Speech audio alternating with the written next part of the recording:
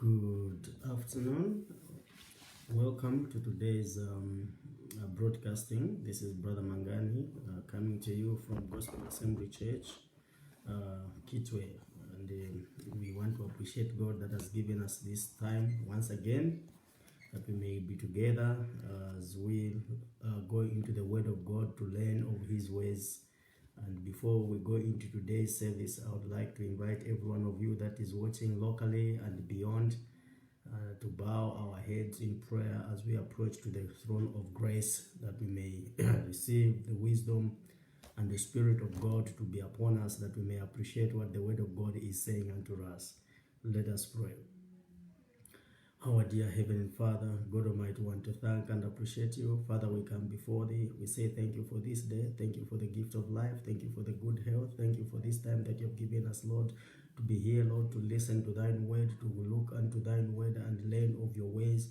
For this is the whole duty that you have called us unto, that we may mirror, we may put on the life of Jesus Christ, and we may mirror Christ wherever we are going.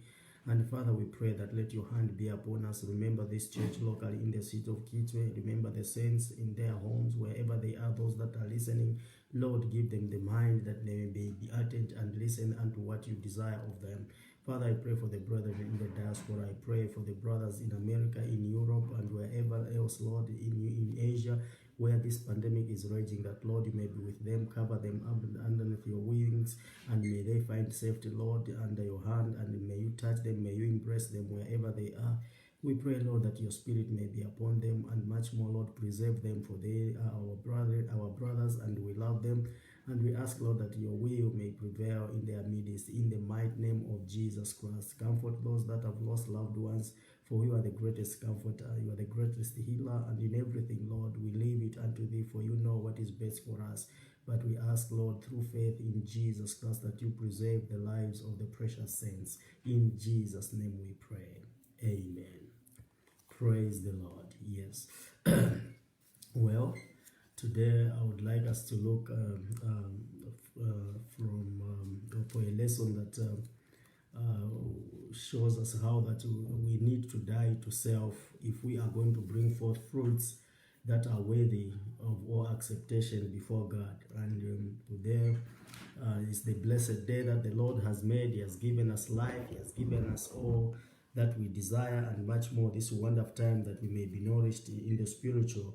For this is what it gives us hope that we can be in the first resurrection. Natural man born of a woman cannot enter into the kingdom of God unless he's born again, according to the scriptures. Here is it in John chapter 3. John chapter 3, the Bible says, and verse 5, praise the Lord. John 3 and verse I'll start from verse 1. The Bible says, there was a man of the Pharisees named Nicodemus, a ruler of the Jews. The same came to Jesus by night and said unto him, Rabbi, we know that thou art a teacher, come from God, for no man can do these miracles that thou doest except God be with him. And that does not mean all miracles are from God, and doesn't mean that everyone that is performing miracles today is of God. We are looking at miracles that definitely were ordained of God, and Nicodemus was a child of God. There was one of the lawyers in the Jewish sect, and he understood that what was going on there was of God. And he says, no man can do and perform all these miracles that you do except God be with him. And Jesus answered and said unto him, verily I say unto thee, except a man be born again, he cannot see the kingdom of God. Nicodemus saith unto him, how can a man be born when he is old? Can he enter the second time into his mother's womb and be born? Jesus answered, verily I say unto thee, except a man be born of water and of the Spirit, he cannot enter into the kingdom of God. which means first we must be born naturally with the normal birth channel through our biological parents, and we come out with a body maybe 60, 70, 80 kgs after we are born and we have grown up. And in the course of life, we must meet the Word of God, and we must accept Jesus as our Lord and personal Savior, and receive the Holy Spirit as a seal of adoption into the family of God. Only then can we understand and perceive the things that are of God. So it's always important for a child of God to have an understanding through the Spirit how that God is speaking to us, that we may put on the mind of Jesus Christ, we may put on the lifestyle of Jesus Christ. And that requires a true discipleship. That requires sacrifice. You cannot serve God and still want to save your fleshly desires. We have to die to those desires. We have to kill the members that are upon the flesh. Colossians here, in the book of Colossians chapter 3, before I come to John chapter 12, Colossians chapter 3 here, scripture says we have to kill the members that are upon the earth. What members are these? These are the things, these are what the Bible in Romans chapter 7 say, the motions of sin that are at work in us, influencing our actions, influencing our thinking and everything that we want to do. So we must kill, we must die to those things if we are to save Christ. And here in the book of Colossians chapter 3, the Bible says, if you then be risen with Christ, seek those things which are above, where Christ sitteth on the right hand of God. Set your affection on the things above, not on things on the earth. For you are dead, and your life is hid with Christ in God. There you are. We have died to the old man. We have died to the affections and the lust of the flesh. Now we want to live to Christ. And the Bible says, and it says, when Christ, who is our life, shall appear, then shall we also appear with him in glory. And if we can only appear with Christ in glory, if we live the life that he led, if we do things the way he wants them done, and for us to do that with the nature that we have, that we adopted or that we inherited from our federal head Adam in the Garden of Eden, you and me need to die to self for us to serve Christ and to please God. He says in verse 5, mortify therefore your members which are upon the earth, fornication, uncleanness, inordinate affection, and evil concupiscence, and covetousness, which is idolatry, for which things' sake the wrath of God cometh on the children of disobedience. And if we follow the desires of the flesh to please the flesh, those motions of sin that are bubbling within ourselves, and we live and gratify those desires that are in the flesh, then we are not the friends to Jesus Christ. That if you are to serve Christ, you must die to self. And verse 3 of Colossians 3 says, for you are dead, and your life is hid with Christ in God. And you cannot bear fruits except you die to self. You cannot bring forth much fruits except you die to self. But if you are going to live to yourself, you will be a fruitless child of God as far as the spiritual life is concerned. So what I would rather encourage the saints here is that let us die to our affections. Let us die to the lust of the flesh, the lust of the eyes, and the pride of life, which everyone out there without God is chasing after. But let us live a life that is acceptable in the sight of God, that you and me at the end of it all may receive the reward that we so much desire. And here in the book of John chapter 12 and verse 20, I'll start from verse 23, the Bible says, and Jesus answered them, saying, the hour is come that the Son of Man should be glorified.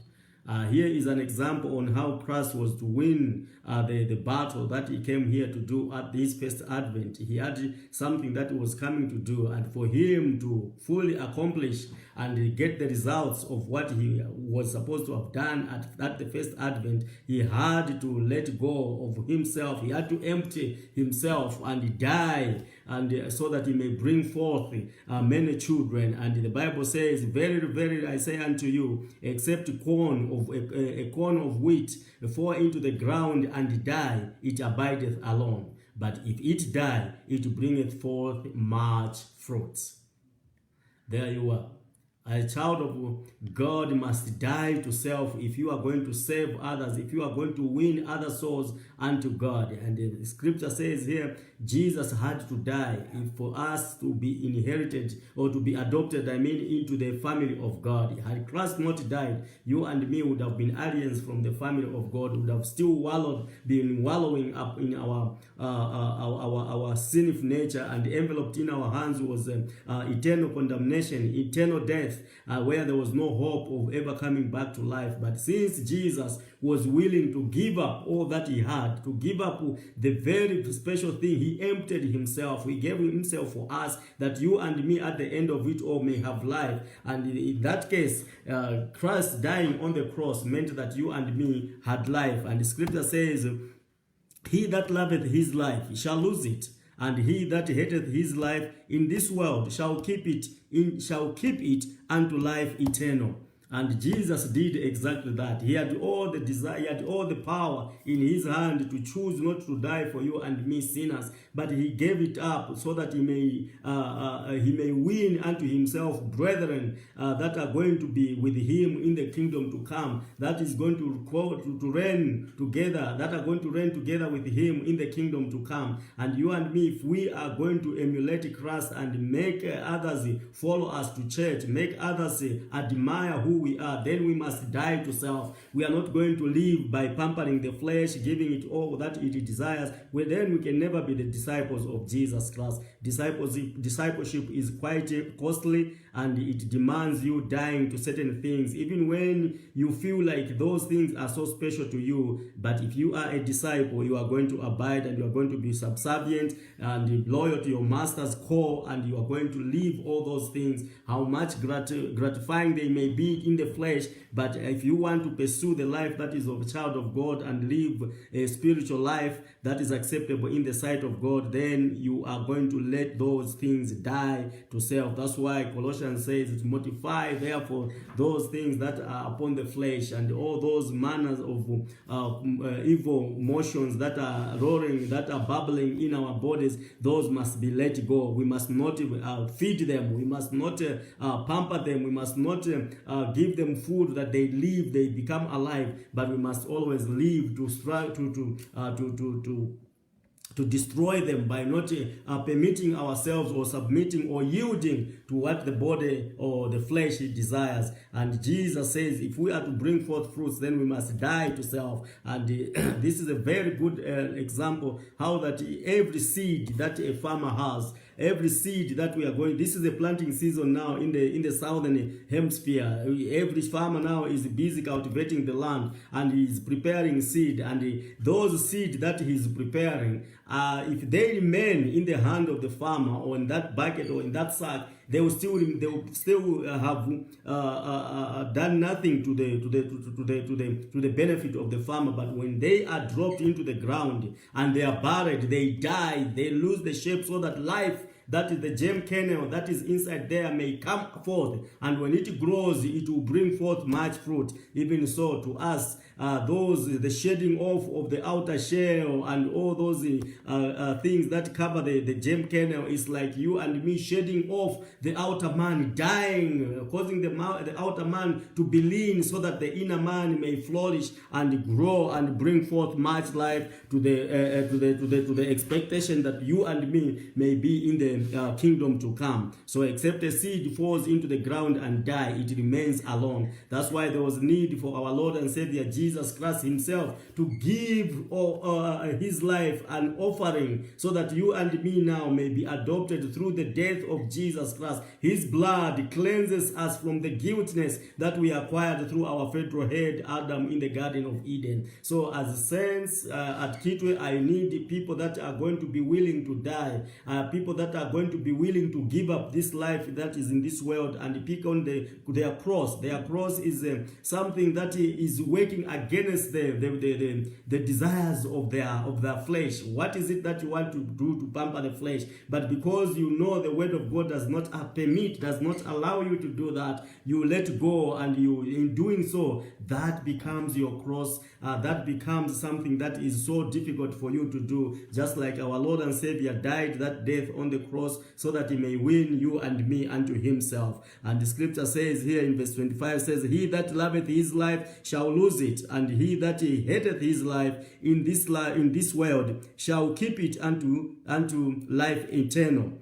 Hating yourself means cutting the occasions where you may find yourself compromising with the word of God, cutting the occasions where you may find yourself pampering the flesh at the expense of your spiritual growth. And this demands all spectrum of your life to be looked at. Is it your talk, your mouth? What is it that comes out of your mouth? How do you carry yourself? How do you dress? Do you dress to please the world, or you dress to please him that has called you, or you dress so that those that are willing to serve God, or those that are looking for God, may look at you as an example? That is the life of a child of God. And your talk, where you go, what kind of friends you have, all those must add value to your life as a child of God. But on the other side, if you pamper the flesh and go everywhere where the flesh wants to be, and be with any kind of friends that you want to please, then you can never be a disciple of Jesus Christ. But I need a church where everyone is striving to be that wonderful disciple whom the Lord, his master, can use for the benefit of the church and the body of Jesus Christ. And the scripture says, if any man save me, let him follow me, and where I am, there also shall my servant be. If any man save me, him will my Father honor. Every one of us, if we say we are Christians, then we are saying we are the followers of Jesus Christ, and we are the disciples of our Lord and Savior Jesus Christ. And Christ is encouraging us that if we are to be his, then we must make sure, or if we are to save him, we must make sure that we follow him. And following him means doing the things that he did, in denying the world and trying to live the life that was acceptable in the sight of God. And the scripture says here, if we live to honor God, if we live to honor Christ, then is God going to honor us. And Colossians says, when this Jesus Christ, who is our life, not our desires of the flesh, not our job and everything else that the world is able to offer there, that's not our life. As children of God, our life is to live the life that Jesus Christ left. And as we were saying last week, I believe it was on Saturday, that the doctrine of Jesus Christ should be the way of life, should be a pattern, and a pattern is a life that has to be seen, a life that has to be emulated, a life that has to be admired, and that must be a principled life that whoever adopts that kind of living may find benefits spiritually and may look forward to a receiving of the reward that Jesus is promising to those that love him. And here it is. In Colossians it says, when Jesus Christ, who is our life, shall appear, then shall we appear with him in glory. You can never appear with Jesus Christ in his glory or share his glory at his coming if you are going to live a life of pampering the flesh, if you are going to live a life of pleasing what is it. Some of us, what the world wants. Some of us, we have idols within our homes. We have idols out there at our workplace. Sometimes even our children, our wives, our parents, all these can become our idols because we want to live a life to please them instead of pleasing Jesus Christ, whom we have confessed to be our master. Many a time we don't let go our fleshly relationship at the expense of Jesus Christ, but would rather let go the principles of Jesus Christ so that we may keep our fleshly relationship. That won't save you anything, because if you love this life, if you love these relations more than your relationship with Jesus Christ, then you will have lost out and you are not worthy to receive the glory at the appearing of our Lord and Savior Jesus the Christ. And the Bible says, now is my soul troubled, and what shall I say? Father, save me from this hour. But for this cause came I unto this hour.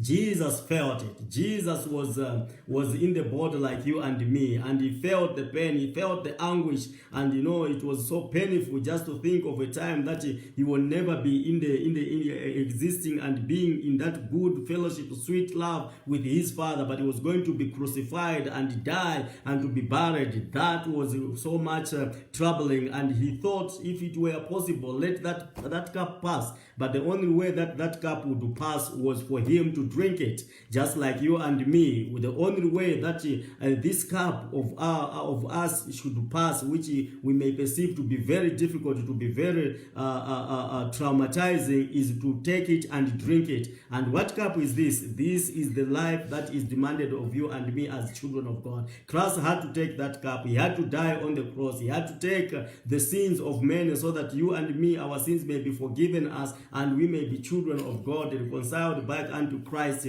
unto God, and unto Christ himself through his death on Calvary. That's why him being the seed, he had to bring forth a seed after himself, and he had to die to bring forth children that would be co-heirs together with him in the kingdom of his dear Father. And the scripture says here, Father, glorify my name. Then came there a voice from heaven saying, I have both glorified it and will glorify it again. Look at this. Which one of us can say he has a confirmation? Christ here, there was a confirmation. He was seeking recognition. He was seeking affirmation from the Father. And he says in verse 28, says, Father, glorify thy name. Then came then came there a voice from heaven saying, I have both glorified it and will glorify it again.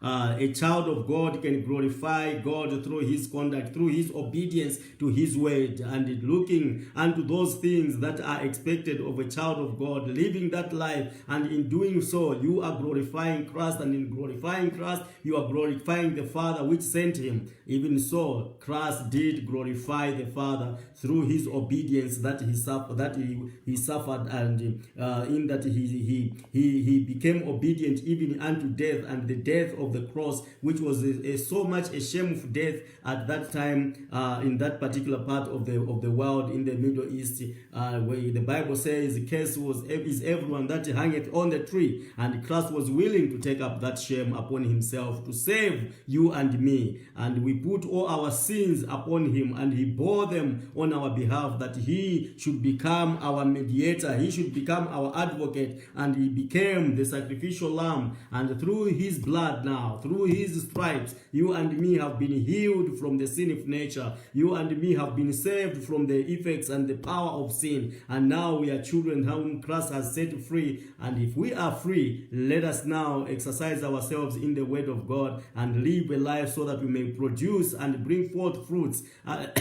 Excuse me. Our friends are going to come and follow us if we live a godly life. Without that, then we are most miserable, because we have not died to the flesh, that we may come up and bring together with us much more fruits or much more seed to the honor of God, who has called us to be his own. And the Bible says, Jesus answered and said, this voice came not because of me, but for your sake. Now it is the judgment of this world. Now shall the prince of the world be cast out.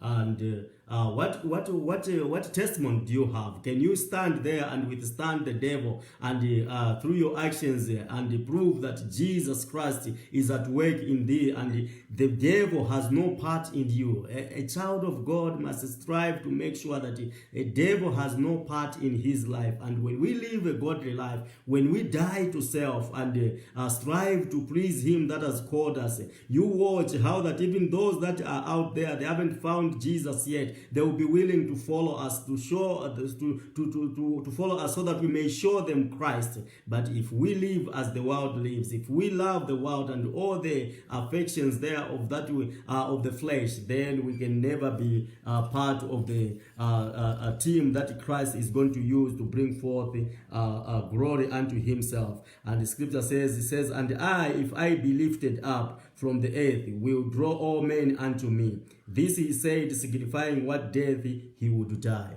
And being lifted up, hanging there on the tree, meant life for you and me that have believed on him. Without him dying, without him being lifted up there, it's not him going into heaven, but him hanging on the tree there meant life for you and me. And now we can stand in the church confessing Jesus Christ as our Lord and Savior, because he led captivity captive. Hence, you and me now are no longer at the mercy of the devil, but we are at the mercy of God, and the grace of God is abounding in our lives. The grace of God is overshadowing us, that by looking at the scriptures, by learning of his ways, and the Spirit of God upon us, you and me now are going to be fruit-bearing children of God. And Jesus did it once and for all for us, that whosoever now believeth on him and doeth the will of him that sent him may be part of the family of God, that shall inherit and enjoy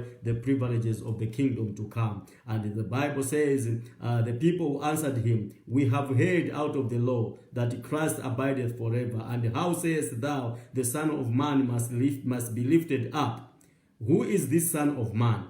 He says these were Jews and to whom the oracles of God were given. And when they heard Jesus saying the Son of Man, he says in verse 32, says, and I, if I be lifted up from this earth, will draw all men unto him. This, he says, this he said, signifying what death he would die. And the Jews understood quite well what he was talking about, that he must be offered, he must be sacrificed, he must die on the cross. And they said unto him, we have heard out of the law that the Christ abideth forever. To them, they were looking for the Messiah that was going to establish the kingdom and redeem them from all the oppression that they had been under one time too many by these Gentile nations. Israel was looking for a Messiah. They were looking for peace, but they forgot one thing, that they were still in their sinful nature, and they needed an offering, because the blood of bulls and goats would not take away the sins. Those were only a type, a shadow of the real thing, and the real thing needed to come, who is Jesus Christ,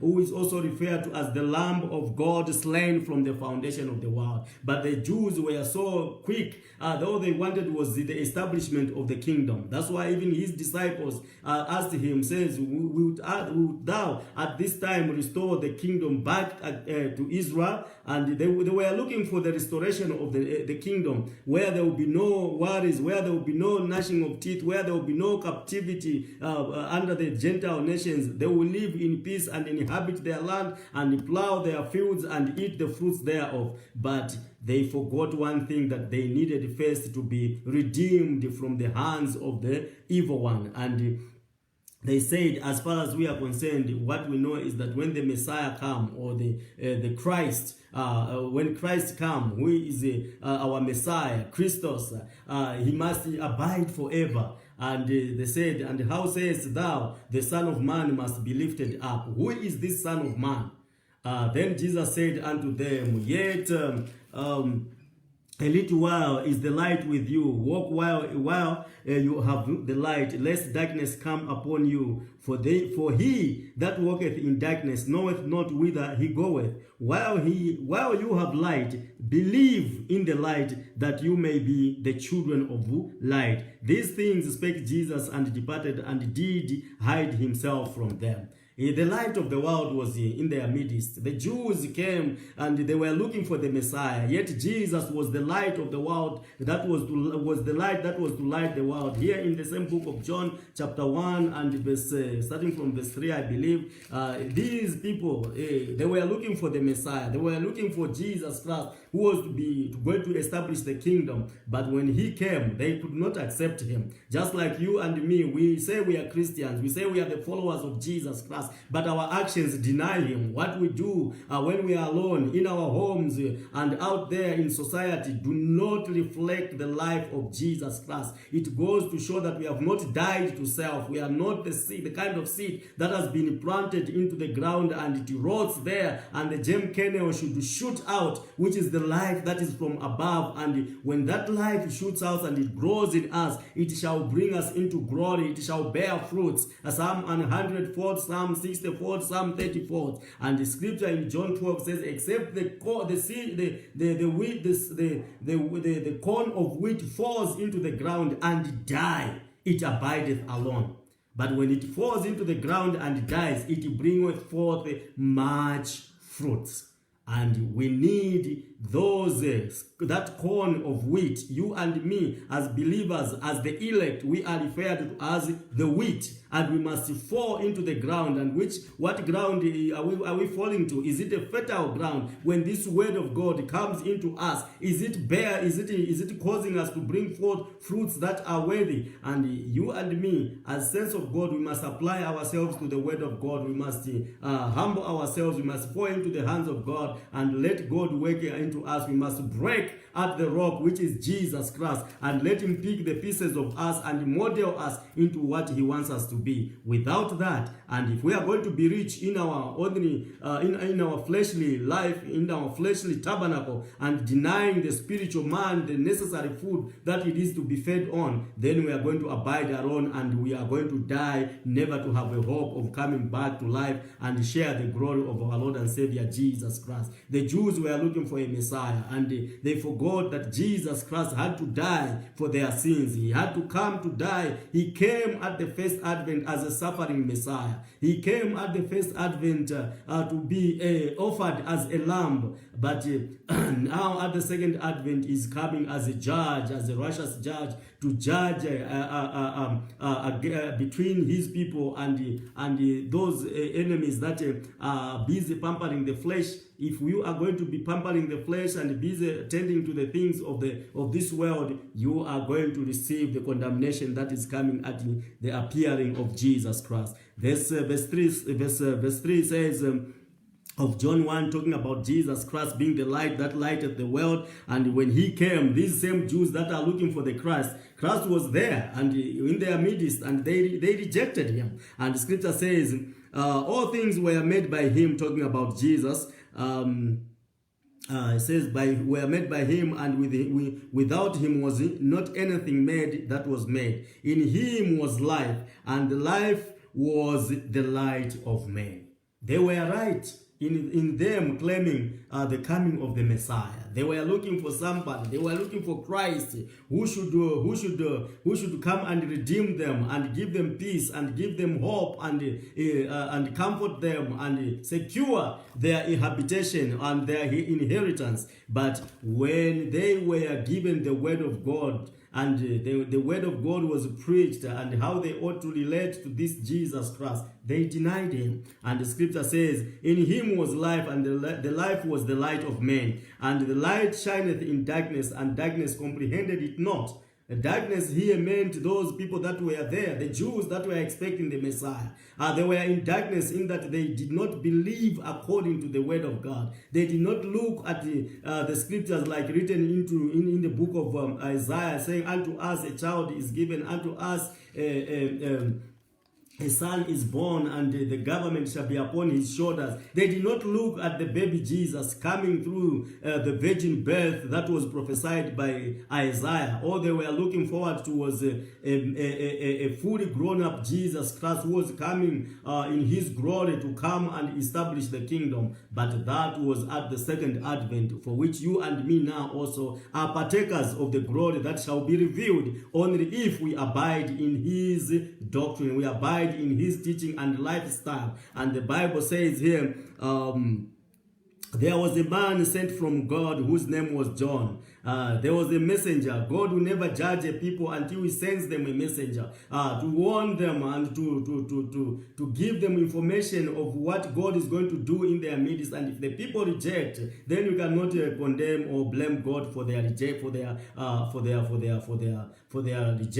God has already warned them. God has sent them men that should go and speak unto them with the word of life, the word of salvation. And here was John, who was sent to go and prepare the hearts of the children of Israel to receive the Messiah. He was the forerunner. And you and me today, we have preachers, we have pastors, we have all these men of God standing in the pulpit presenting the word of God unto us. And I mean genuine men of God, not those that get there because of their selfish motives and filthy lucre's sake. No, I mean the genuine men of God in the body of Jesus Christ, whom God has endued with knowledge and wisdom, and they are willing to save, they are willing to preach this gospel, they are willing to lead the people unto salvation. But here was a group of people that were expecting Jesus, and when Jesus Christ came in their midst, they could not accept him because they did not know him through the scriptures. Neither was there a touch on them from on high to understand and perceive that this was the Messiah.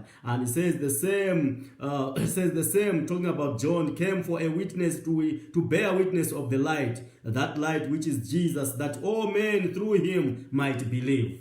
And the Bible says he was not the light. John was not the light, but he was sent to bear witness of the light, of that light, that was the true light, which lighteth every man that cometh into the world. And he says, he was in the world, and the world was made by him, and the world knew him not. He came to his own, and his own received him not. They did not accept him. They did not recognize him. All this was prophesied. It says in the book of Isaiah 53, it says, when you looked at Jesus Christ, there was no comeliness that we should desire him. And that was a mystery, and that mystery is even upon his body today, which is called the body of Jesus Christ. Not many would desire that movement. Not many would recognize that group of people. They are usually people that are on the west side. They are not even recognized. They are not even noticed by the world today. But that is not strange, because the same thing happened in the days of his literal presence, the literal presence of Jesus Christ on the face of the earth at his first advent. And the Bible says he came to his own, and his own received him not. What it means that there are people unto whom Christ is given, not every Jim and Jack. That's why others, what you and me may appreciate in our church, in the body of Jesus Christ at Kitwe, others may not appreciate it. The truth that you are receiving, others may not accept it, because unto them, like Christ said, it is not given. Christ is not revealed unto them, just like he was not revealed unto some of these Jews that were there at the first advent, and they were looking for the Messiah. They were looking for Jesus Christ, who was to save them from all the calamities and all the troubles and all the afflictions that Israel was going through at the hand of the Gentile nations. But you and me, thank God, at this time, all these things were written for you and me, that we may understand and perceive and be careful on how we relate with God. And Christ already told us, saying, unless we hate this life and pick on the life of Jesus Christ, pick on the life style of Jesus Christ, then we are not going to have life everlasting. Luke 14, Luke is telling us here in the book of Luke chapter 14, there are things that we have idolized, things that we have loved more than we love God. And when the word of God comes in between these things or these relations and the word of God, then we become offended. We protest in that we don't want to put action on the things that God wants us to do. We don't want to act in a manner that is going to work in us a life that is purified, a life that is of God. And Christ says, unless you hate this, and hate there may be too strong, you love less and love Christ more than these, then you can never be his disciples. Here in the book of Luke 14, I'll start from verse 25. Here the Bible says, let me start from verse 24. The Bible says, strive to enter into the straight gate. For many I say unto you, we will seek to enter in and shall not be able. There is a straight gate. And straight not as in a straight line, but straight as in confined, a confined area where there is strict and it has rules and regulation. It's not free, it's not fancy free. You just do whatever you feel like doing. No, the life of a child of God is got restrictions. There are do's and don'ts, and there are terms and conditions that apply if you are to win yourself a position or a part in the kingdom to come. And the scripture says, when once the master of the house is risen up and hath shut to the door, and you begin to stand without and to knock at the door, saying, Lord, Lord, open unto us, and he shall answer, oh sorry, pardon me, I was in chapter 13. I'm looking at chapter 14 and starting from verse 24. The Bible says, for I say unto you, that none of those men which were bidden shall taste of my supper. This is a time when Christ had a certain man, noble man, had prepared the supper and bid many, and you and me are type of those men that have been called to come and partake of that supper. And without recognition or regard for the master that has called us, we begin to give excuses. Every child of God that has excuses for not doing what is right in the house of God or not doing what is right for the sake of Jesus Christ can never be his disciple. And this, maybe let me start from verse 16. The Bible says, then said he unto him, a certain man made a great supper and bade many, and sent his servants at supper time to say to them that that were bidden, come, for all things are now ready. And this certain man that made a great supper is the type of Jesus Christ. Right now, Jesus is standing and is calling unto us to come and feed on his word, to come and feed on his way of life, or a way of living, so that we may enjoy and we may share in his glory at his appearing, like the book of Colossians is telling us, when Jesus Christ, who is our life, shall appear, then shall we appear with him in glory. But before that, it is required of us that we be obedient. We follow the master wherever he leads. When he calls, we are available. We are always faithful, available, and teachable. Without that, then you and me can never be his disciples. Just like these men in this parable, they all had their own excuses. And it says, and they all with one consent began to make excuses. The first said unto him, I have bought a piece of ground, and I must need to go and see it. I pray thee, have me excused. And another said, I have bought 5 yoke of oxen, and I go to prove them. I pray thee, have me excused. And another said, I have married a wife, and therefore I cannot come. So all these have their own excuses, like you and me have all our reasons for not doing what God wants us to do. We can never be disciples. That means we have not died. We have not fallen into the ground and died. We are not that corn of wheat that falleth into the ground and dies, so that it may bring forth much fruit. But if you are to be in the kingdom to come, then you have to be like that corn of wheat that falls into the ground and dies and loses its worthiness. The outer shell is taken off, which means you and me, being the type of the wheat that is called the elect, the chosen ones, the sheep, we must make sure that the outer part, which is the flesh and all these things that wants to pamper the flesh, must be shed off, and in order that the inner man may grow and bring forth fruit. And all these, they gave their excuses, no different from us today. The work of God suffereth because men that have professed Christ do not commit themselves 100%. They are given a task, they won't follow it to the latter. They won't do it and give back the feedback that they are supposed to give unto the Lord, not even unto the pastor, because everything that we do in the house of God is like we are doing them unto the Lord. A minister is only standing there to make sure that things are done in the behalf of Jesus Christ. What is it that the Lord requires of us? What is it that we are supposed to do to make sure that the work of God survives and moves on? And if we give excuses, if we relax, let's ask ourselves questions. Would we do the same with the things that we desire to pamper the flesh?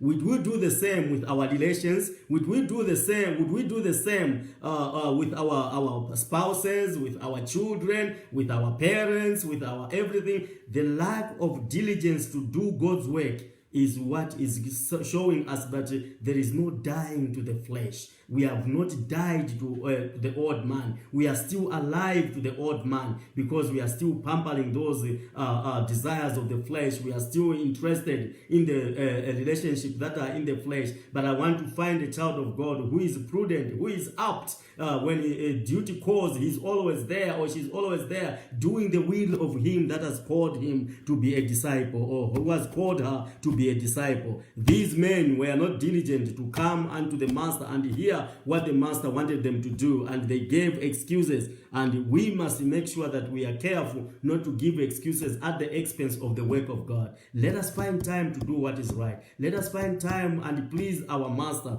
And the scripture goes further to say, so the servant came and showed his lord these things. Then the master of the house, being angry, said to his servant, go out quickly into the streets and lane of the city, and bring in hither the poor and the maimed and the halt and the blind. And the servant said, Lord, it is done as thou hast commanded, and yet there is room. And the Lord said unto the servants, go out into the highways and hedges, and compel them to come in, that my house may be filled.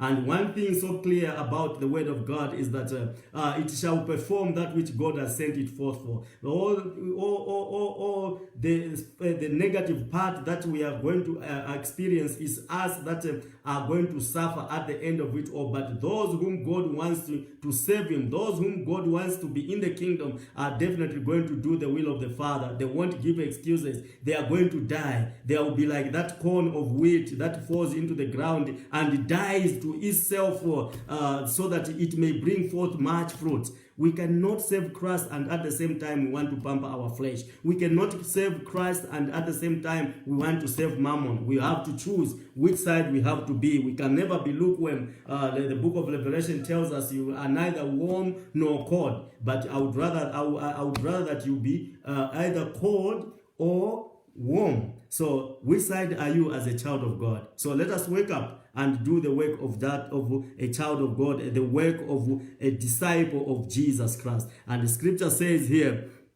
verse 24, it says, for I say unto you that none of those men which were bidden shall taste of my supper. And there went a great multitude with him, and he turned and said unto them, if any man come to me and hateth not his father and mother and sisters, and his own life, also he cannot be my disciple. Now, hating your father, hating your mother, hating your sisters, your brothers, your uncles, your whatever relations you may think of, it may be a little bit crude, it may be a little bit weird, but hate there may be a too much strong a word. What the word of God is saying here is priority setting. You must make sure that Christ comes first and everything else comes second. It doesn't matter whether it's my mom, whether it's my father, whether it's my sister, my brother, whoever, they must come second, because Christ is the one that giveth everything, including the life that you and me have today. That life has been given to you and me by Jesus Christ. That's why even as we plan, even as we help out, even as we look after our siblings, our children, our spouses, and everybody else, let us make sure before we do that, the interest of Jesus Christ is taken care of. That's what it means, dying to live for Christ, dying to self, falling into the ground and die. When you profess to say you are a disciple, then you must live a life that befits him that has called you. Some of us, we have made our parents our gods. Between Christ and our parents, we would rather save our parents first and Christ later. Where is Christ, you may say? It says, Christ says, if you did this unto these my little ones, unto these my children, then you did it unto me. Where do the children of God, where do we find them? Where do they gather? They are in church, which is called the body of Jesus Christ. Jesus Christ himself being the head over that church. So when you serve the interest of the church, you are serving Jesus Christ, because that's where the life of Jesus Christ is found. That's where the word of God is being propagated. That's where the lives of the saints are being transformed, that they may live according to him that has called them to be his, or to be disciples. And the Bible says here, it says in verse 26 says, if any man come to me and hate not his father and mother and his wife and children and brethren and sisters, yea, and his own life also, he cannot be my disciple. It's a very challenging life. It's a very challenging task.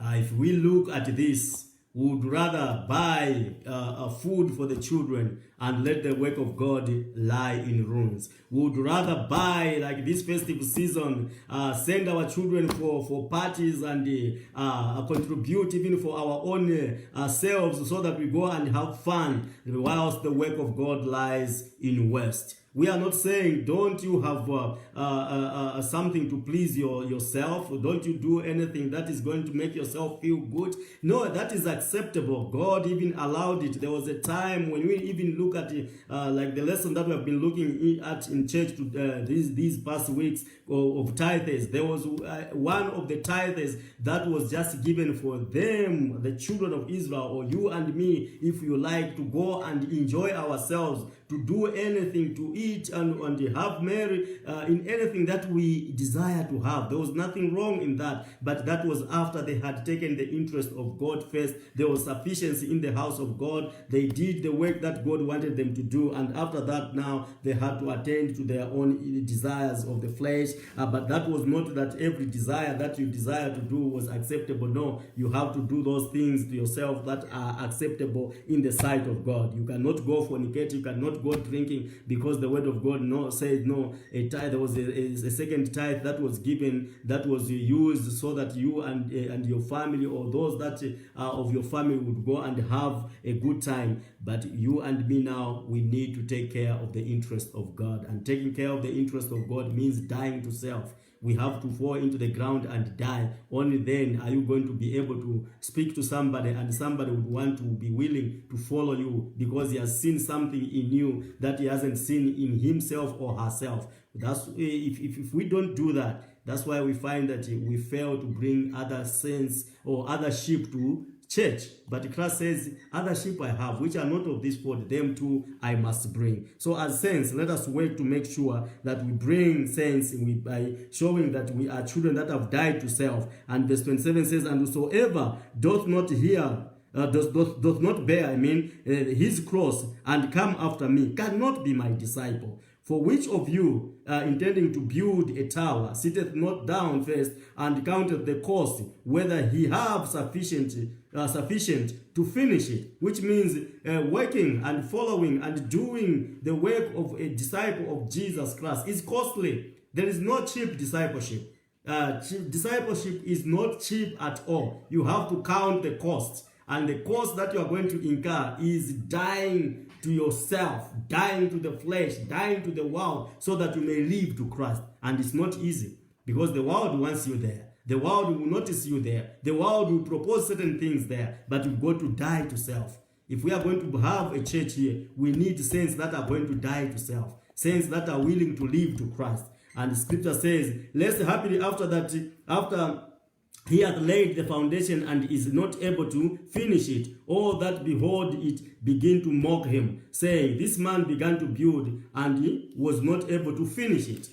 Many of us started the life of following Jesus Christ, but are we going to persevere? Are we going to endure up to the end? Because scripture says, those that shall endure up to the end, the same shall be saved. And are we willing to suffer as we journey on this way, going into the kingdom until Jesus Christ comes, that we may receive the reward? many of us will fall off on the way because we want to pamper the flesh. We want to please those other relations that are round about us, because we are not careful enough to please him that has called us to be his disciples. And it says, or what king going to make war against another king sitteth not down first and consulteth whether he be able with 10,000 to meet him that cometh against him with 20,000? Which means there is a cost to saving Christ. You must count the cost. You must count whether you are going to face the challenges that are set before thee, because without that you can never be a proper child of God. You can never be a discipleship that you need to be. Jesus Christ had to count the cost of saving you and me. He had to count the cost of bringing out salvation unto us. He had to empty himself. He had to die to self. He did not think it worthy for him to remain in the glory with the Father, but he emptied himself and came and be born in the womb of Mary, and he took upon him the sinful nature. He was lower in glory at that time than angels. So you and me, we need to look unto Jesus Christ being our example. Our last scripture here, come with me to the book of 2 Corinthians chapter 8. And let's see here what Paul is telling us, talking about Jesus Christ. 2 Corinthians 8 here. And praise the Lord. Talking about Jesus Christ having emptied himself. Let me see here. I'll start from verse 9. It says, "For you know the grace of our Lord Jesus Christ, that though he was rich, yet for your sakes he became poor, that you through his poverty might be rich." Hallelujah. How many of us are willing to become poor so that we may save others? How many of us are willing to take up that kind of spirit that was in Jesus Christ? We always have the cares of this world to look at. We don't want to be poor so that the work of God may survive. But Jesus Christ made himself poor. He lost his worthiness. He lost his glory so that the work and the people of God may receive their salvation. And verse 8 says, "I speak not by commandment, but by occasion of the forwardness of others, and to prove the sincerity of your love." There was a people there at Corinth who were given unto the work of God. If you look from verse 1, there is a people whom, even when they gave, the man of God was filled with compassion. He was filled with much grief, looking at their position, and they were willing to help out, to see to it that the work of God survives. They gave beyond their means. First, they gave themselves unto God, and they gave themselves unto the man of God. You can never have a people given to a man of God who are not first given to God. And my prayer is that here as a church, we must have a people that are given to God first and to the leadership that God has set upon them, because they stand on the behalf of Jesus Christ. But Jesus Christ, he gave himself so that the work of God may survive. And that is what you and me should do, mirror as a way of life, giving ourselves for the sake of the life of others. The church, that's where souls are being saved. And if the church is wallowing in problems, it doesn't have sufficiency to cater for its day-to-day running, then what we are saying is the church, we don't need the church to save those that need to be saved, but we need to put on the life that was upon Christ, who emptied himself. And the scripture says, "For you know the grace of our Lord Jesus Christ." Do we have that kind of grace? We need to have it, because Jesus is our mentor. Jesus is our example. It says, "For you know the grace of our Lord Jesus Christ, that though he was rich in every aspect. All things were made for him, were made by him and for him."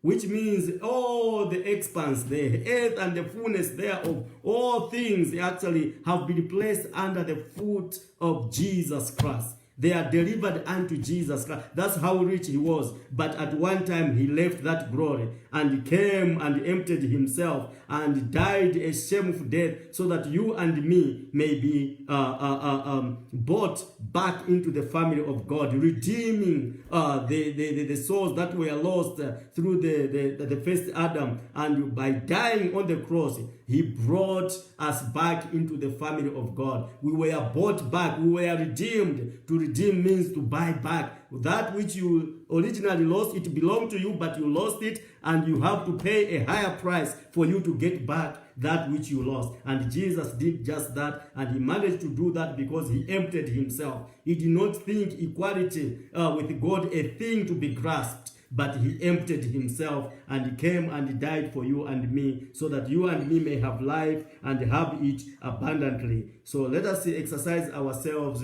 with that kind of lifestyle, unless we die to self, like Jesus died so that he may win many unto himself. Let us also die to self, so that we may win many unto Jesus Christ. So except a seed, a corn of wheat falls into the ground and die, it abideth alone.